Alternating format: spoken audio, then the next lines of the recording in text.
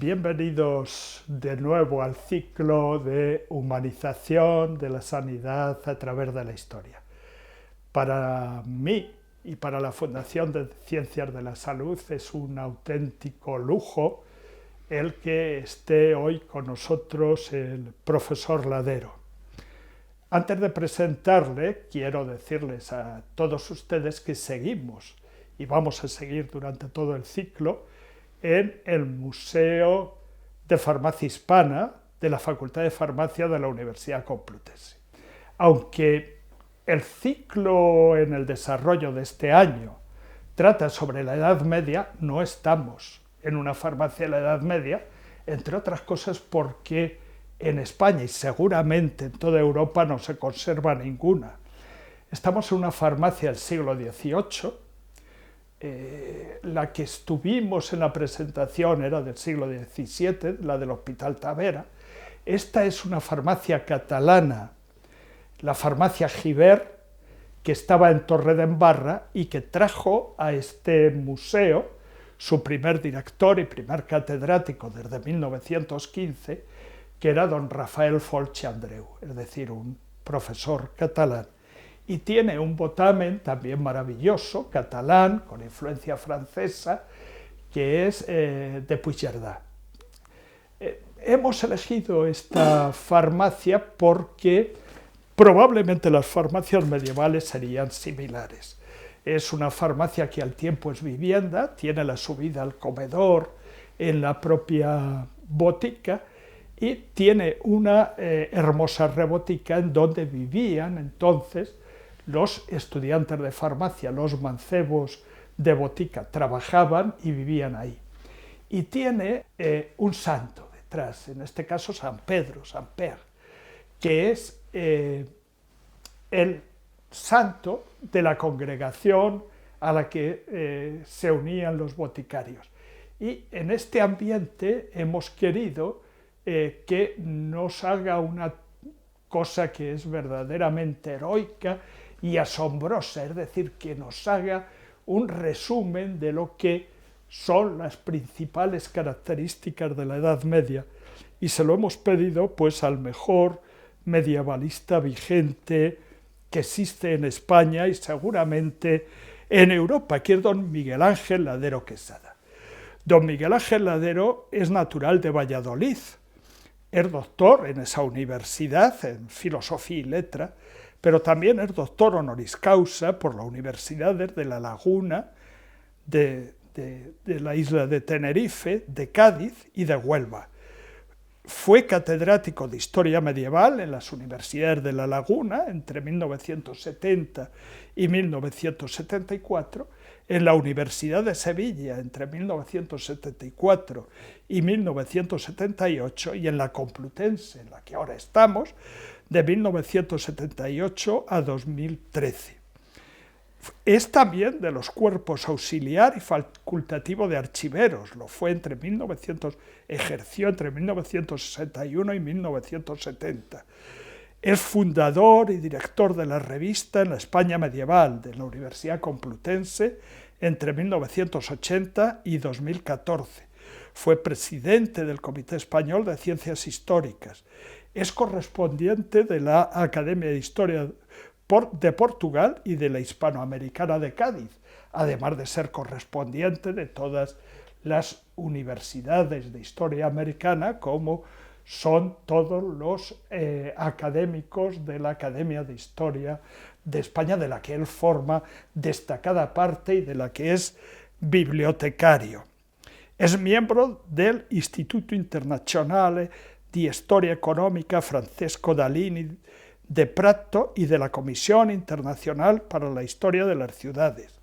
Además, fue Premio Menéndez Pelayo del CSIC en 1974, Premio Nacional de Historia en 1994, Palmes Académiques de Francia, encomienda con placa de la Orden de Isabel la Católica, que se la dieron pues hace poco, pero que si la reina Isabel la Católica viviese, pues se hubiese puesto muy contenta de que se la dieron por la inmensa cantidad de trabajos que ha hecho sobre ella y sobre su marido, sobre Fernando, su marido Fernando.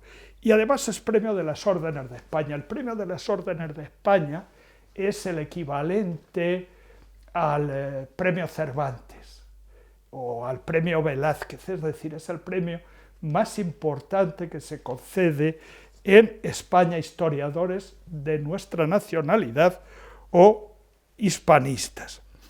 Es especialista en historia de la Corona de Castilla durante los siglos XIII a XV, ha publicado, lo cual es verdaderamente asombroso, más de 400 libros y artículos de investigación y síntesis, un centenar de artículos en enciclopedias especializadas y 200 prólogos y notas historiográficas.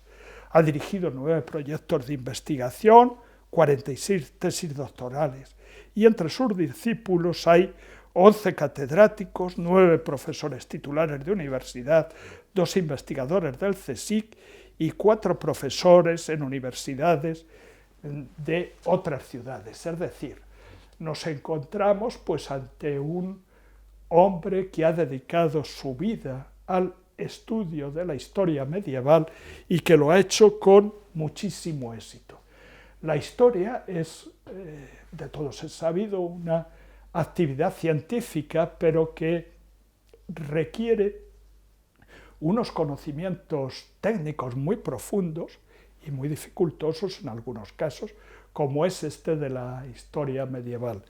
Para mí es un auténtico lujo y un privilegio ser compañero suyo en la Real Academia de la Historia, donde supongo que se sabe que todos los viernes pues se da se hace una especie de seminario donde se aprende muchísimo. Es decir, un académico da una conferencia y los demás preguntan o dialogan con él. Las intervenciones de don Miguel Ángel Ladero son impresionantes por su nivel de inteligencia y por su nivel de erudición.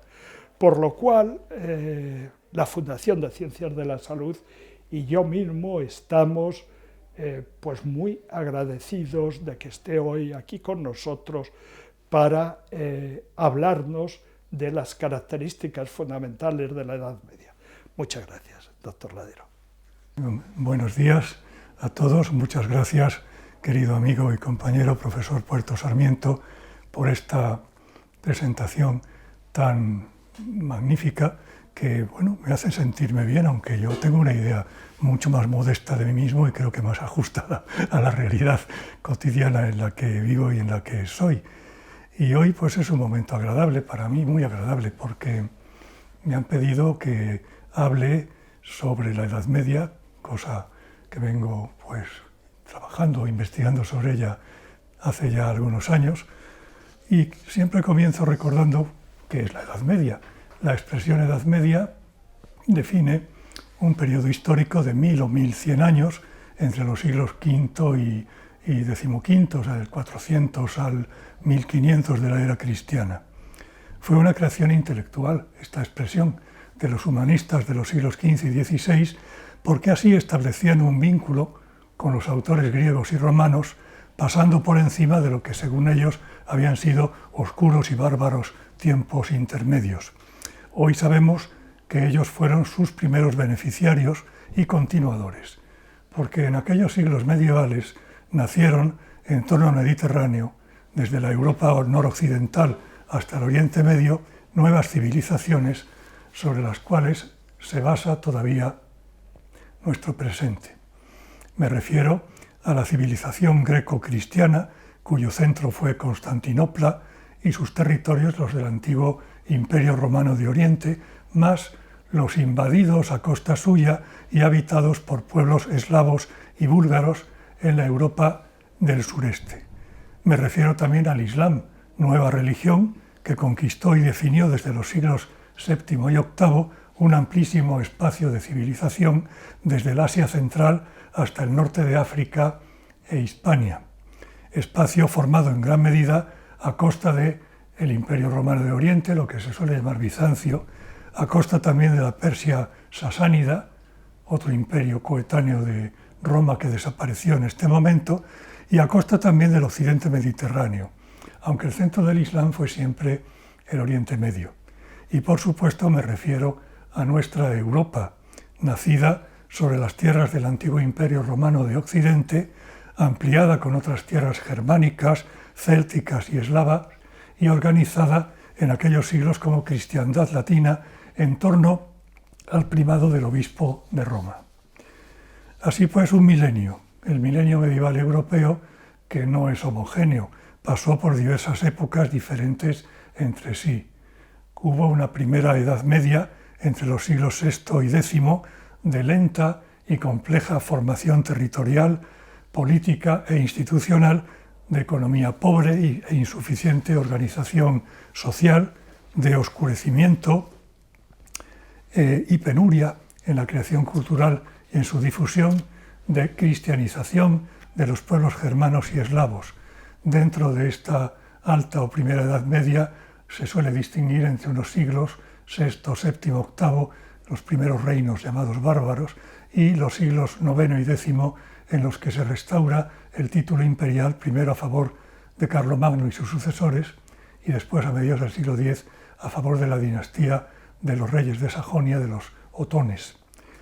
Mientras tanto, las nuevas civilizaciones islámica y greco-bizantina alcanzaban su madurez y el esplendor propio de sus épocas clásicas. Hay que tener esto en cuenta porque, evidentemente, el despliegue de las tres civilizaciones medievales, Bizancio, Islam, Occidente, no es coetáneo. La Islam y Bizancio alcanzan su mejor momento entre los siglos IX y XI, después se estancan, decaen, mientras que, por el contrario, Occidente entra en una segunda Edad Media, desde la segunda mitad del siglo XI. Fue entonces cuando consiguió sus dimensiones territoriales estables, las que sigue teniendo hoy en definitiva, una nueva organización social que hoy llamamos genéricamente feudalismo, comenzó una larga etapa de crecimiento económico y de la población hasta comienzos del siglo XIV. Probablemente la población se multiplicó por 3 desde los 15 a los 45 millones de habitantes. Fue la época también en que llegó a su madurez Europa como cristiandad latina a partir de la reforma llamada gregoriana de finales del siglo XI, y fue entonces cuando se organizó institucionalmente, tanto en sus poderes universales, el pontificado y el imperio, como en los territoriales, las monarquías, los grandes principados, algunas ciudades-estado. Y además se produjo entonces un intenso renacimiento intelectual, artístico y literario. Por último, Occidente se libró, y esto fue una suerte histórica considerable, apenas padeció las consecuencias de la gran expansión conquistadora de los mongoles entre 1207 y 1279, que tanto afectó en cambio al mundo asiático, al islámico y a la Europa oriental, desde China hasta los principados rusos primitivos, Kiev, etcétera, que desaparecieron en ese momento. Vino luego una época de crisis, las crisis europeas de los siglos XIV y XV, acentuadas por la plaga de las grandes epidemias de peste desde 1348. Estas plagas modificaron muchos aspectos de las realidades de crisis de los siglos XIV y XV, que en definitiva se saldan con el fortalecimiento de Occidente y su apertura hacia el mundo exterior. En cambio, Bizancio, Constantinopla, acabó desapareciendo de la escena política, aunque dejó una fuerte herencia religiosa y cultural en la Europa del sureste y en la nueva Rusia de Moscú, que va emergiendo a lo largo de la segunda mitad del siglo XV. Y también en la Baja Edad Media el espacio islámico se reorganizó en Oriente Medio, siempre mirando hacia su época clásica. El califato abasí ha sido para los musulmanes siempre una especie de edad de oro, pero surgieron en la Baja Edad Media nuevos poderes políticos. Los mamelucos en Egipto, los turcos otomanos en Asia Menor, los timúridas, es decir, los descendientes de Tamerlán en lo que hoy son repúblicas islámicas del Asia Central, y ya en el siglo XVI la dinastía persa de los sefévidas, herederos todos ellos de los canatos mongoles establecidos en Irán y en Asia Central desde los tiempos de Gengis Khan en el siglo XIII.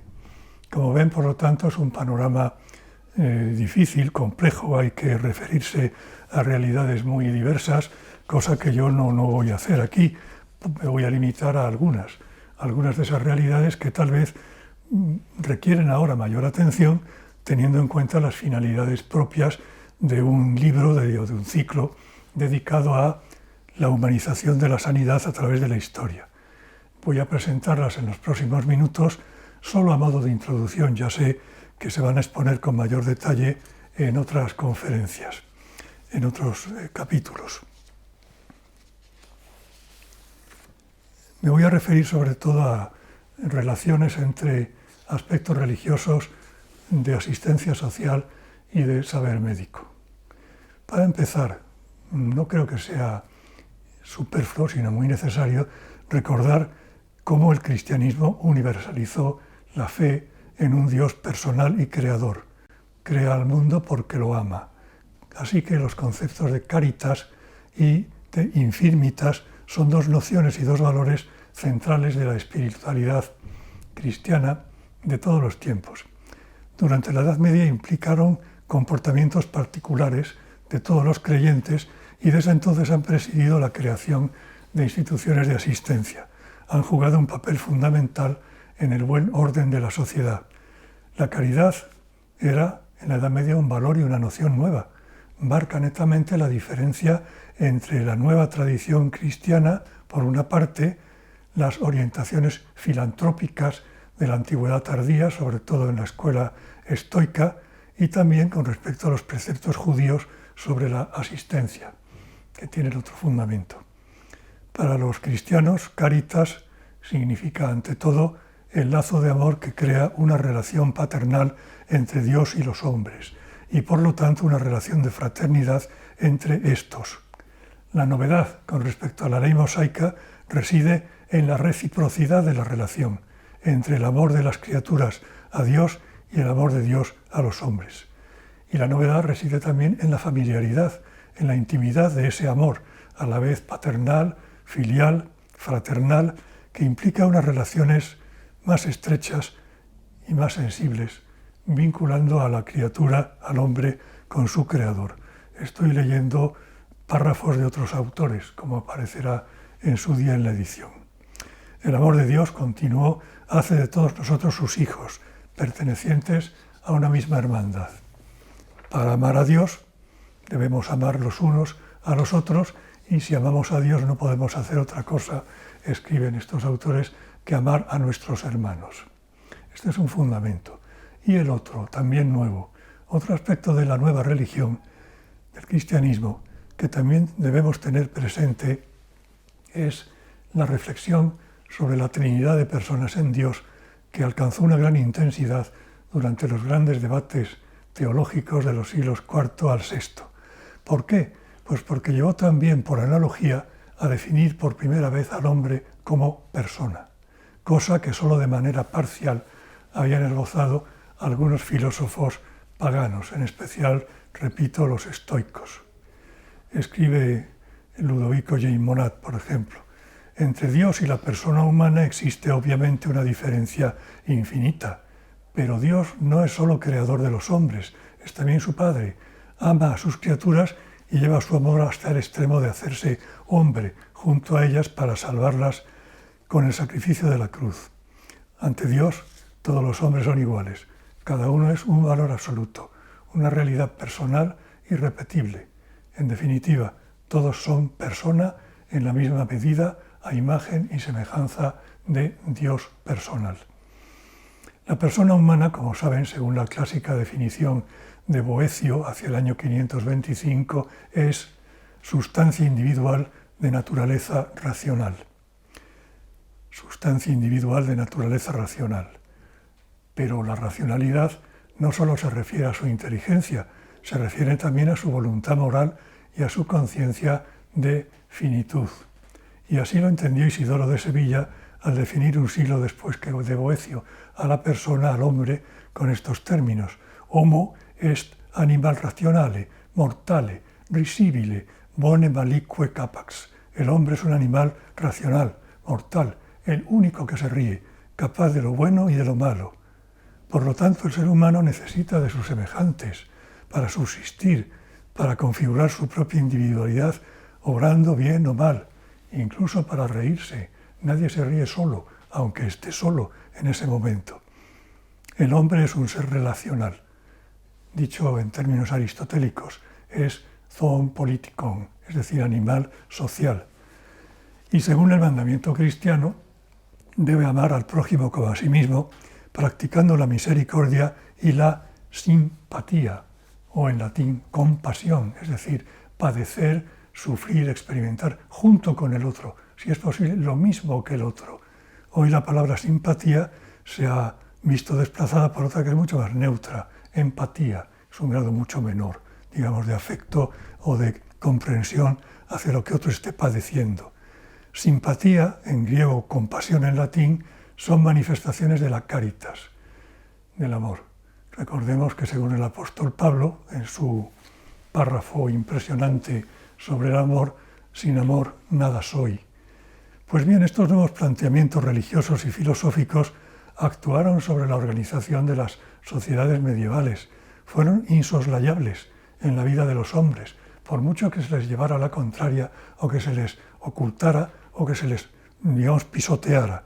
¿Y por qué son insoslayables? Pues porque crearon unas nuevas exigencias éticas, ya digo, a menudo ignoradas, maltratadas, pero que están en la base de la humanización, de la sanidad y de muchas otras facetas de la humanización en la Edad Media. Nos demuestran cómo el hombre no se crea, en lo básico sí, de una vez por todas, pero aparte de que lo básico sea siempre igual, hay un desarrollo del hombre en sus capacidades a lo largo de la historia. Y estos principios que acabo de enumerarles propiciaron un desarrollo de esas capacidades que antes no se había dado. Es evidente, si se compara con épocas anteriores. En la Edad Media se definieron, recordemos, las obras de misericordia, espirituales y temporales, 7 de cada especie, según la sistematización que hicieron los escolásticos en los siglos XII y XIII, porque sistematizaban todo, y a menudo en torno al número 7. Bueno, las 7 espirituales son relativamente nuevas en su enumeración, las temporales no, de ellas 6 se mencionan expresamente en el Evangelio. Dar de comer al hambriento y de beber al sediento, dar posada al peregrino, vestir al desnudo, visitar y cuidar a los enfermos, redimir al cautivo, enterrar a los muertos. Pues bueno, de todo esto hicieron los hospitales, que son una creación de la Edad Media y un aspecto sobresaliente de, como escribía Le Goff, de la sociedad asistencial que se organizó en aquellos siglos. Vamos ahora a algunos aspectos más concretos. El occidente europeo, durante los primeros siglos medievales, recibió parte de la herencia cultural de Roma, preferentemente a través de autores de la antigüedad tardía como Plinio el Viejo, Solino, Macrobio, Marciano Capella. Recibió también una fuerte influencia de la filosofía neoplatónica, de Plotino y sus sucesores en los siglos III y IV, porque fue una filosofía adaptada por los padres de la Iglesia, los fundadores intelectuales de la Iglesia, griegos y latinos, de los siglos IV al VI, entre los que destaca sin duda la obra de Agustín de Hipona, San Agustín, que murió en el año 430. San Agustín es un pensador fundamental, tuvo una inmensa influencia durante toda la Edad Media y yo diría durante toda la Edad Moderna, con un ápice en el siglo XVII, debido tanto a los pensadores católicos como más en especial a los protestantes. La herencia de la patrística se completa con las obras de algunos autores que vivieron ya a comienzos del siglo VI e incluso del VII, Boecio, Casiodoro, el Papa Gregorio I, Gregorio Magno, Isidoro de Sevilla.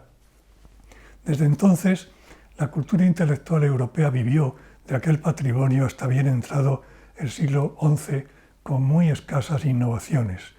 Hubo un estancamiento que afectó también a los saberes médicos, todos de carácter práctico. Se ha escrito que era una medicina doméstica, que se ejerció especialmente en monasterios rurales que cultivaban o recolectaban plantas medicinales en sus huertos y fincas, y en los que había hospederías que dispensaban también cuidados médicos primitivos, pero cuidados a fin de cuentas. Aquellas hospederías, como otros hospitales que se fundaron en ciudades con sede episcopal desde los siglos IV y V, especialmente en la zona de Constantinopla, respondían, como ya he indicado, a un mandato religioso de caridad asistencial, tal como lo expresa, por ejemplo, la regla de San Benito. Me permito leerles los párrafos. Uno de ellos: el cuidado de los enfermos estará por encima de todo y antes que nada, debiendo servírseles como si fueran Cristo en persona, porque fue Él mismo quien dijo: estuve enfermo y me vinisteis a ver. Y también dijo: lo que hicisteis con uno de estos mis pequeños hermanos, lo hicisteis conmigo. Por lo tanto, el abad tendrá el máximo cuidado de que no sufran ningún abandono, y los tales enfermos tendrán un recinto aparte y un servidor temeroso de Dios, diligente y cuidadoso. Y en otro precepto de la regla de San Benito, leemos: a todos los huéspedes que vengan se les recibirá como a Cristo en persona, de manera que Él mismo tenga que decir: fui caminante y me recibisteis. Y a cada uno se le harán los honores debidos. Sobre todo se pondrá el máximo cuidado en el recibimiento a los pobres y a los peregrinos, ya que en ellos he recibido Cristo todavía más. Pues bien, el benedictismo se extendió por todo el occidente europeo, en especial desde el siglo IX, de modo que miles de monasterios, tanto benedictinos como de otras reglas, siguieron aquellas prácticas, incluso cuando surgieron instituciones especializadas y profesionales de la medicina en la Segunda Edad Media, desde finales del siglo XI. Y también se inspiraron en la regla benedictina a estos efectos las órdenes hospitalarias nacidas en el siglo XII, especialmente una que llega hasta nuestros días, la Orden de San Juan de Jerusalén, o llamada Orden de Malta también, pero también otras cuyo ámbito de acción fue más reducido, como es la Orden del Espíritu Santo, nacida en el siglo XII. Pasemos a esta Segunda Edad Media, mejor conocida. Desde el siglo XII, como ya les indiqué, hubo un renacimiento cultural que se sostuvo durante varias centurias y del que arranca, por contraste, el Renacimiento propiamente dicho, el del siglo XV. Hubo un aumento general de los saberes. Contribuyeron a que esto fuera así las traducciones de obras filosóficas y científicas del árabe al latín, con contenidos que a menudo procedían, nunca hay que olvidarlo, de la época griega, helenística. Los pensadores del siglo XII, en especial los de la llamada Escuela de Chartres, leyeron con nuevos puntos de vista los clásicos romanos, Cicerón, Séneca, Virgilio, Ovidio, y apreciaron la autonomía de la naturaleza. Por primera vez se abre el camino hacia un conocimiento de la naturaleza por sí misma. Claro, es un camino que está empezando. Ellos, aquellos pensadores, no abandonaron una concepción intelectual idealista de tipo platónico, en la que el mundo visible, aun siendo real, simbolizaba realidades universales no visibles, de modo que permitía avanzar en una frase muy repetida en aquellos siglos, per visibilia ad o in invisibilia, de las cosas visibles a las realidades profundas, invisibles. Pero la tendencia a valorar la naturaleza por sí misma se consolidó en el siglo XIII, a medida que se volvió a conocer toda la obra de Aristóteles, especialmente la física, y parte de la de Ptolomeo. Esto permitió imaginar, geógrafo, permitió imaginar un sistema del mundo geocéntrico, que ha estado vigente hasta bien entrado el siglo XVII. Los saberes se sistematizaron en summae, en sumas teológico-filosóficas, de las que son ejemplo máximo las de Tomás de Aquino, Santo Tomás, y también en enciclopedias grandes, por ejemplo el Speculum Maius de Vicente de Beauvais, que estuvieron vigentes como libros, diríamos, de texto en Europa también hasta los siglos XVI-XVII. Y hubo un interés creciente por el mundo físico en autores como Juan de Sacrobosco, autor de un tratado sobre la esfera, que se seguía utilizando como libro de texto en la Casa de la Contratación de Sevilla, en la Escuela de Formación de Pilotos en el siglo XVI, Roberto Grosseteste, Rogerio Bacon y Alberto Magno. A partir de aquí, estos son ya autores del siglo XIII, hasta finales de ese siglo. Desde el XIV, las corrientes filosóficas llamadas nominalistas independizaron todavía más el mundo natural del sobrenatural, el mundo civil y político del mundo religioso y eclesiástico. Refiriéndome al mundo natural, lo independizan a efectos del estudio de su funcionamiento interno, especialmente Guillermo de Ockham. Se precisó mejor la imagen del mundo natural gracias a la técnica cartográfica de los portulanos y a la geografía de Ptolomeo, que se redescubrió en Occidente a comienzos del siglo XV. Hasta entonces no se había conocido. En definitiva, los nuevos conocimientos consolidaron la convicción de que el hombre era el centro del universo físico y espiritual, a manera de un microcosmos dotado de conciencia de su responsabilidad personal. Y es en ese contexto en el que la renovación de la medicina pues ocurre, forma parte de ese ambiente intelectual, se fundamenta en la influencia de la medicina helenística recibida a través de las traducciones árabes vertidas al latín en Salerno o en Toledo. Así fue como se conoció el Corpus Hippocraticum, compuesto en los siglos IV y V, y a través de él a Dioscórides, a Rufo de Éfeso y en especial a Galeno, a los que se añadieron los escritos de sus continuadores árabes, Besué, Rasés, Avicena, Averroes. La medicina galénica, más algunos resultados de la experiencia práctica, es la que se enseña desde el siglo XIII en las nuevas universidades, Montpellier, Padua, Florencia, París, en Salamanca ya en el siglo XV, pero aparte continuó el ejercicio de otras ramas de la medicina, en especial la practicada por los judíos, que estaban legalmente marginados, pero a los que siempre se solicitaba. También aparte permaneció en gran medida la cirugía y la ginecología, esta última ejercida por las llamadas sabias mujeres, entre las que se perpetuó el recuerdo de la figura de Trótula o Trota la Grande, la gran comadrona de Salerno del siglo XII. Y por supuesto siguieron presentes tanto las diversas manifestaciones de medicina popular o doméstica como el curanderismo, que muchas veces, toques de hechicería. A esta promoción del saber y de la práctica médica le acompaña, aunque no de una manera directa, las nuevas formas de asistencia social que ocurren en las ciudades. El renacimiento de las ciudades es uno de los grandes hechos de la historia europea desde los siglos XII y XIII, así como la centralidad creciente que adquieren dentro del sistema social, aunque más del 80% de la población siga viviendo en zonas rurales y dedicada al sector agrario, económicamente hablando. Pues bien, en las ciudades el auxilio y a la vez el control de los pobres fueron actividades muy importantes. Había que proteger y ayudar a los pobres y al mismo tiempo vigilar que no se convirtieran en un peligro social.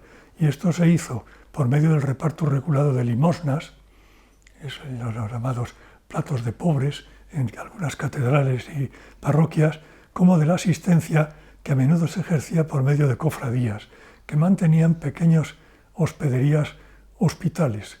Estos hospitales no son lo que hoy llamaríamos un hospital realmente.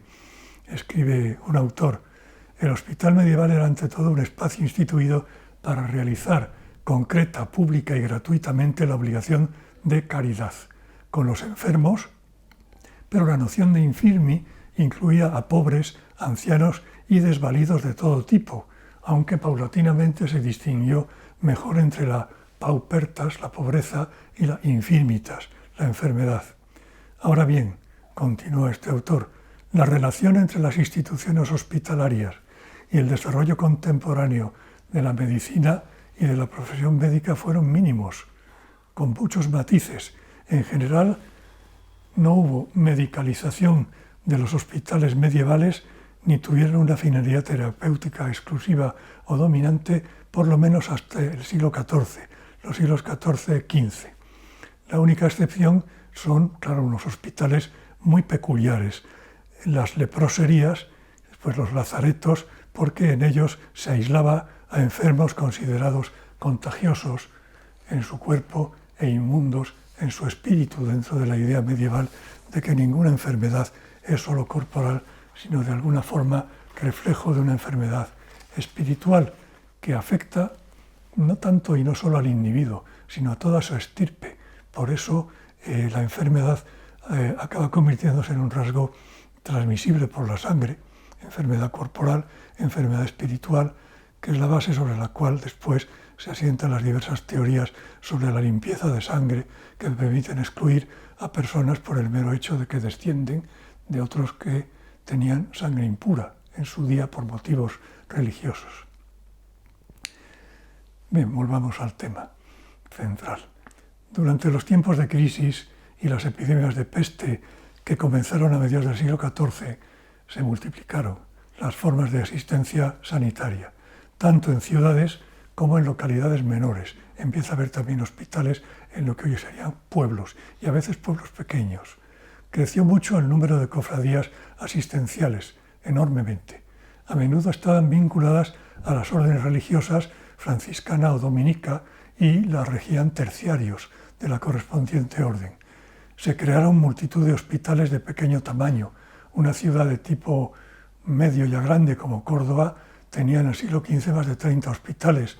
Sevilla tenía más de 50, por ejemplo, hasta que se impuso la tendencia en este proceso de medicalización a concentrar en hospitales generales en los siglos XV y XVI estas funciones propiamente, digamos, médicas, sanitarias. Había antecedentes, pero los primeros hospitales generales, por ejemplo, en la España del siglo XV, son el de la Santa Creu de Barcelona y algún otro en Valencia y en Zaragoza. En el área castellana empieza a verlos a finales de ese siglo y principios del XVI. Como digo, había antecedentes, por ejemplo, uno que muchos conocerán, el Hospital de Santa María del Cepo, de Pistoia, se había fundado a mediados del siglo XIII, y lo conocerán porque en su fachada realizó Giovanni de la Robbia, hacia 1500, unos frisos cerámicos que representan a cada una de las obras de misericordia y tienen una calidad artística extraordinaria.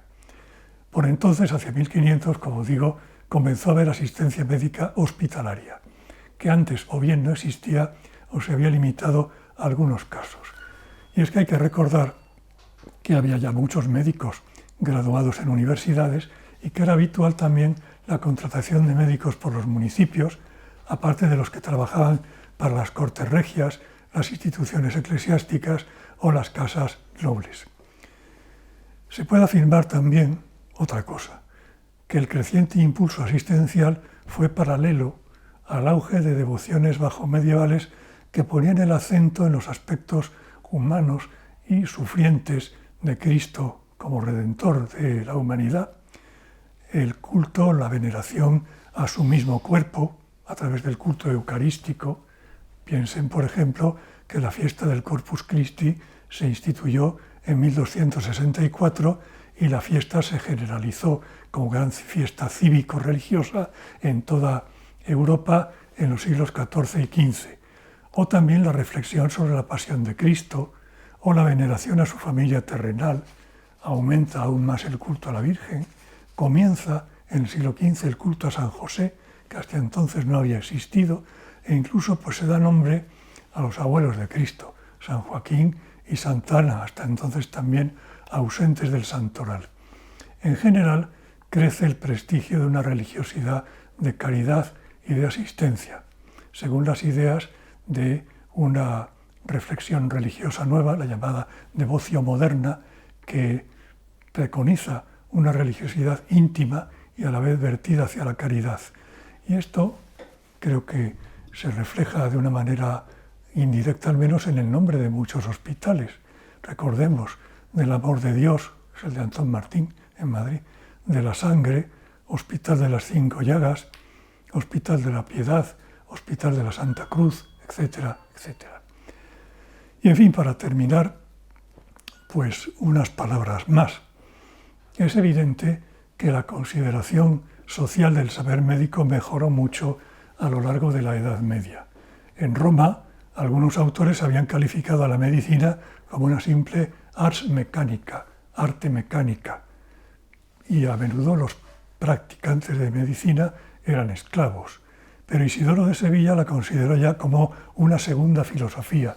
Escribe, porque una y otra, ciencia, filosofía y medicina, reclaman para sí al hombre entero, pues si por una se sana el alma, por otra, añade el sabio sevillano, por otra se cura el cuerpo. En general, durante los siglos medievales se equiparó la medicina con las artes del quadrivium, aunque no formaba parte de ellas, e incluso se la situó por encima de ellas, en cuanto que requería estudios universitarios especiales en una facultad propia, distinta de la Facultad de Artes liberales, que era donde se estudiaban el trivium y también el quadrivium. Aquella promoción de la medicina y de la asistencia social ocurrió en el medievo europeo, y por lo tanto yo me atrevería a decir, en contra de tanto prejuicio, que no fue una época tan oscura como algunos opinan, si la consideramos fuera de tópicos. ¿Por qué? Pues porque desde el siglo XI, en especial, fue un tiempo en el que muchos pensadores buscaron afanosamente la claridad, hacer luz en las sombras de la ignorancia. Apelaron cada vez más al entendimiento racional para explicarse a sí mismos y al mundo. Apelaron al conocimiento de los antiguos, griegos y romanos. Practicaron el comentario o exégesis del texto de la Biblia y tomaron como punto de partida, que no había otro, los escritos de lo que hoy llamamos padres de la Iglesia, en especial San Agustín. Lo hicieron, es verdad, manteniendo el uso del simbolismo, que permitía atribuir varios significados a las realidades visibles, y en este aspecto han dejado una herencia que no hemos abandonado del todo. A veces buscaron el conocimiento y el control de fuerzas ocultas que, según ellos, según creían, actuaban sobre el mundo natural, mediante la magia, la astrología, la alquimia, y desde luego nunca abandonaron la convicción religiosa de que había una relación continua entre esta vida y el más allá, entre la creación y su creador. Pero, bueno, incluso siendo así, sin salir de este mundo, la curiosidad intelectual de aquellos hombres encontró también un estímulo en la búsqueda de lo maravilloso, o como ellos decían, de los mirabilia, del universo. Según un autor de principios del siglo XIII, Gervasio de Tilbury, suena mejor en francés, Gervais de Tilbury, en su obra Ocia Imperialia, dedicada a eso, a los ocios del emperador Otón IV a principios del siglo XIII, los mirabilia forman parte de la naturaleza creada, pero no de la vida habitual ni del entorno cotidiano y conocido en el que nos movemos. Pero esa es precisamente una de las actitudes mentales básicas para el avance del saber humano, descubrir el mundo natural, conseguir que lo imaginado como maravilloso pase a ser cotidiano, imaginar luego nuevas metas u objetivos igualmente mirabilis, maravillosos. Y por cierto, ya que estamos en una botica, uno de ellos sigue siendo encontrar esa dichosa fuente de la juventud y de la vida que describen la leyenda medieval de Alejandro Magno o la del Preste Juan, en la que tampoco hay una gran novedad, porque la fuente que ya buscaba 3000 y pico años antes de Cristo, Gilgamesh, el sumerio. Cuando termine esta conferencia me permitiré beber un poquito de agua, por si acaso. Y muchas gracias y nada más. Muy bien. Yo quisiera agradecer al profesor Ladero su conferencia, que como siempre ha sido magistral, y que es un resumen de todo lo que pretende ser este ciclo. Lo ha hecho desde el punto de vista social, político y doctrinal. Y ha explicado maravillosamente bien por qué nos empezamos el ciclo en la Edad Media. Evidentemente, la medicina científica ya estaba formada antes de la Edad Media y la ciencia también, es decir, con las figuras de Aristóteles, de Hipócrates y de Galeno, pero es en la Edad Media cuando empieza esa asistencia sanitaria, gracias a lo que nos ha explicado hoy. Parece que ha hablado de historia de la Iglesia, de historia de la religión, ha estado hablando de historia de la sanidad constantemente.